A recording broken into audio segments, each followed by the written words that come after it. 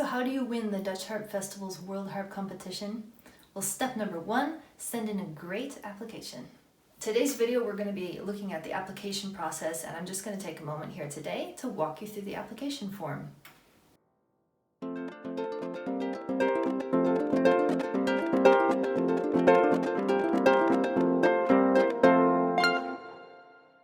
Start out by going to our website, and I'm going to provide a link in the description below, but that's harpfestival.nl/competition, and that takes you to our main competition page. There's a big yellow button at the top of the page that says apply now, so click on that. And it will take you to a page that tells you a little bit about the competition, about the application procedure, and tells you what materials you'll need to get ready before you submit your application. Scroll all the way down, and then there's a big yellow button that says application form. Are you ready for this? All right, that takes you to the form. Okay, so here we are. So it says put in your name. This is all just for identification purposes. Date of birth. You're gonna select the year and the month and the date with this little calendar icon. It asks you for your nationality.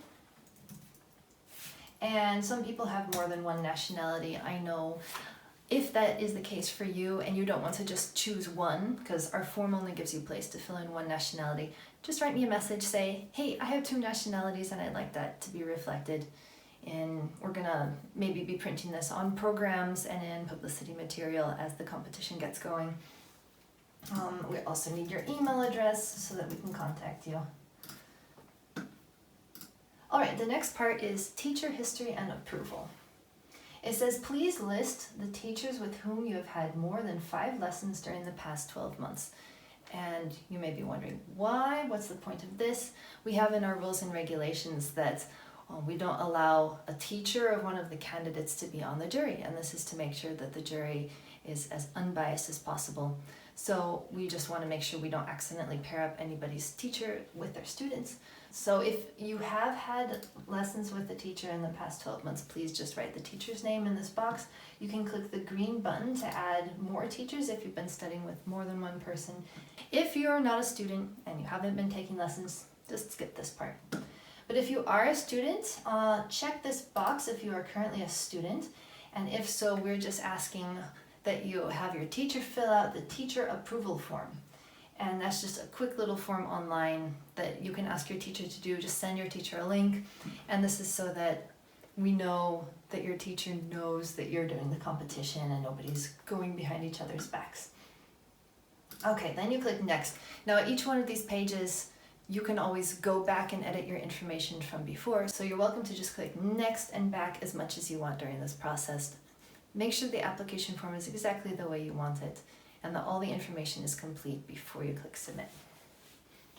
The second page is called Uploads and Biography. The first field, you have a maximum of 150 words to tell us about who you are as a musician. And so it'd be nice to prepare this ahead of time, really write it nicely, because we're probably going to be printing this in programs on the website as the competition gets started. However, you're not going to be judged on your biography.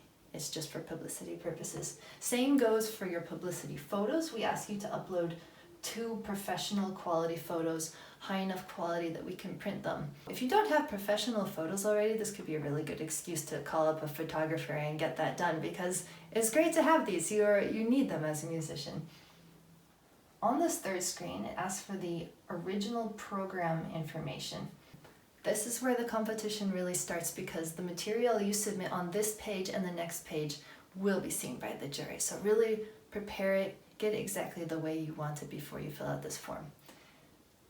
Last week, I made a video all about the original program, so I'm not going to repeat all that information here, but I am going to give you a link to that video, and you should definitely go watch it. It has all the details about what you might want to think about when creating your original program. So at this stage, we ask you to tell us what the title of your program is and give us a brief description, also 150 words. We also ask you to tell us the name and composer of 3 pieces that you'd like to include on your program. This is not to say that you can only have 3 pieces on your program, just give us an idea of what sort of music will be on your program. And later on, you may want to develop it more and refine your idea as the competition gets closer. So because the jury is going to be seeing this part, make it concise and clear and captivating. You're really going to want to grab your reader's attention and stand out from the rest of the competitors with this program description. On the next page, page number 4, sample recording. This is also going to be heard by the jury, so make sure it's a really good quality professional sounding recording and a really good example of your playing. You are going to be judged on the quality of your playing here. You have to really show us that you are a top level harpist who has mastery over their instrument.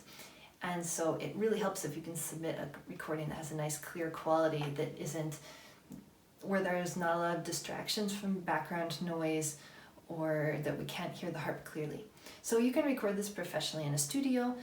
Also nowadays, there's plenty of equipment out there easily available for individuals so that you can record on your own. Maybe choose at least a good space that has a good, that's not too dry or small or muted, also not too reverby and ringy, like a church could be maybe too echoey sometimes, depending on the space.